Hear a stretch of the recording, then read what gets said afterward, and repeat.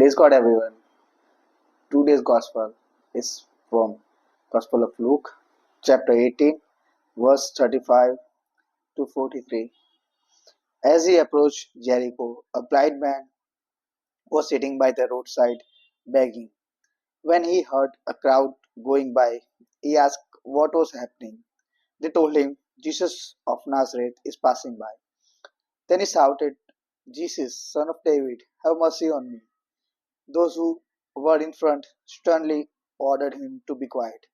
But he shouted even more loudly, Son of David, have mercy on me.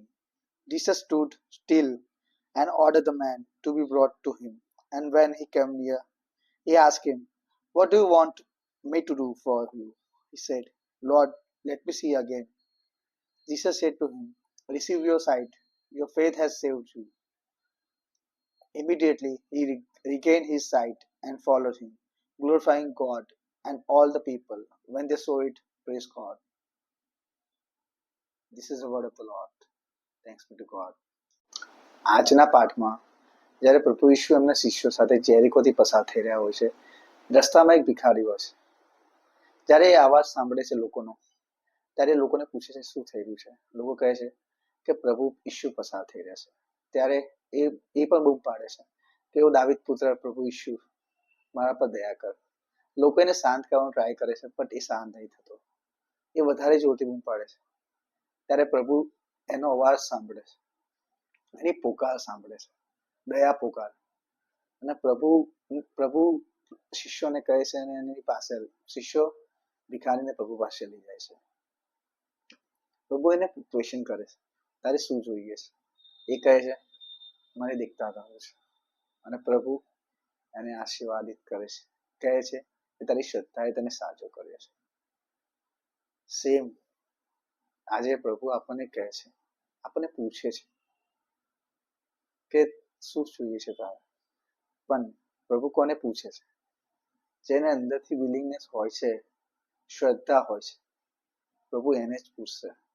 જો તમારામાં શ્રદ્ધા છે કે હા પ્રભુ કરશે, અને પ્રભુ પાસે તમે માંગશો એ જ શ્રદ્ધા સાથે, તો 100% પ્રભુ તમને આપશે. પ્રભુ આપણા દયાળુ છે. પ્રભુ ના નહીં કહે, પ્રભુ તમને આપશે, પણ એક શ્રદ્ધા સાથે. આપણે જેમ ભિખારીએ દયા પોકાર કર્યો હતો લાઉડલી, લોકો એને શાંત કર્યો, પરેશાન નહીં થયો, નથી શરમાયો, એને વધારે લાઉડલી પ્રભુ પાસે દયા પોકાર કરી છે. આપણે પણ એ હિંમત હોય છે કે આપણે પ્રભુની પાસે દયા પોકાર કરીએ. જેને જે કહેવું હોય, પણ આપણે પ્રભુ પાસે દયા પોકાર કરીએ, પ્રભુ પાસે માગીએ, આપણા માટે માગીએ. પ્રભુ આપણને ક્વેશ્ચન કરે તો આપણે પ્રભુ પાસે માગીએ, પ્રભુ આપણને આપશે. અને એમ નહીં કે મળ્યા પછી ભૂલી જવાનું, જે મેં ભિખારી કર્યું છે. ત્યારે એને પ્રભુએ આંખો આપી, એને દેખતો કર્યો, એને પ્રભુનો મહિમા કર્યો, પ્રભુના પ્રેઝ ધ ગોડ, એને ગ્લોરી ટુ ધ ગોડ, એને પ્રભુનો મહિમા કર્યો. અને એનો એ જોઈને બીજા લોકો પણ પ્રભુનો મહિમા કરવા લાગ્યા. એટલે જ્યારે પણ આપણી લાઈફમાં કોઈ પણ પ્રભુ આપણા માટે કંઈક નાનામાં નાનું કરે ને, તો આપણે પ્રભુને થેન્ક્સ ગિવિંગ તો કરવું છે, પણ પ્રભુનો મહિમા, પ્રભુની સ્તુતિ આરાધના કરવી જોઈએ, જેથી કરીને આપણને જોઈને બીજા પણ પ્રભુ પર શ્રદ્ધા રાખતા થાય અને પ્રભુનો મહિમા થાય. આપણું જીવન એ પ્રભુના મહિમા માટે છે.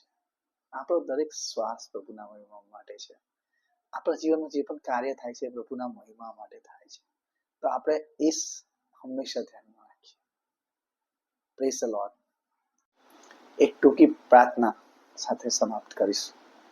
પિતા અને પુત્ર અને પવિત્ર આત્માના નામે આમેન. સર્વશક્તિમાન પ્રભુ ઈસુ ખ્રિસ્ત, પિતા પરમેશ્વર, આજના સુંદર દિવસ માટે તમારો ખૂબ ખૂબ આભાર. પ્રભુ, આજના જે વચન દ્વારા જે તમે અમને શીખવ્યું છે, હંમેશા પ્રભુ તમારામાં શ્રદ્ધા રાખીએ. તમારી પાસે જે પણ કંઈ માગીએ, શ્રદ્ધા સાથે માગીએ કે મળશે. એ માટે અમને શક્તિ પૂરી પાડજો પ્રભુ.